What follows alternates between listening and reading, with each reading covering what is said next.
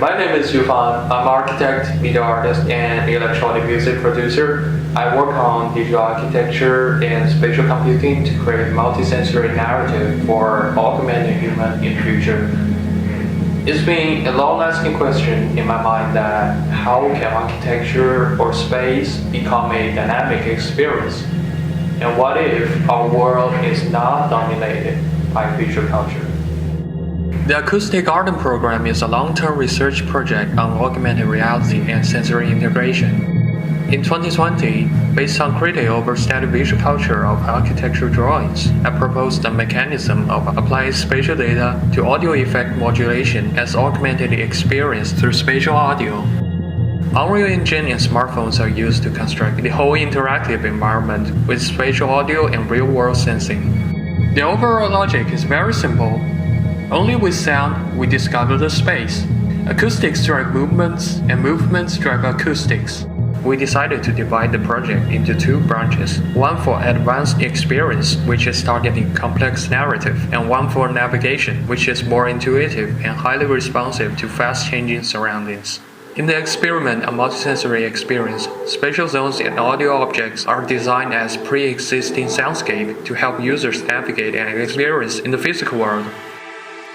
Not just for augmented audio, the experiment argues what visual and spatial narrative can be when the whole narrative is led by acoustic instead of visual cues.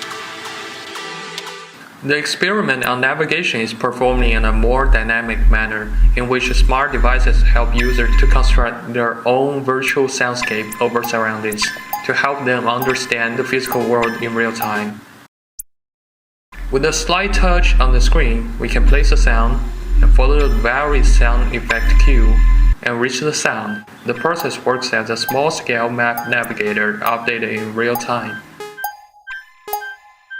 To better study the usability, Daniel Kish, the echolocation expert, is invited to help the navigation test.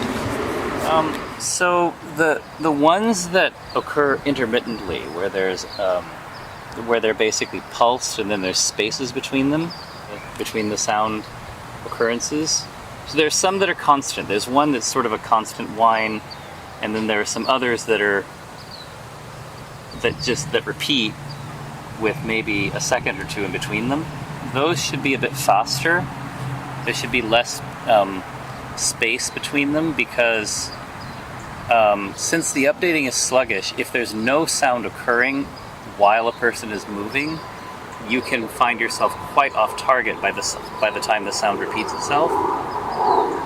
That's the first thing, and the second thing is the externalization. I mean, obviously, how well the sound is mapped into external space. That I assume will be improved over time with better VR engines or something.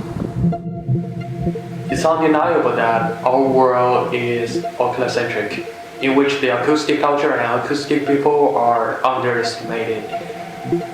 But we are seeing a new hope that our new technologies are allowing our cities to be accessed by all groups in new ways of participating and decision making.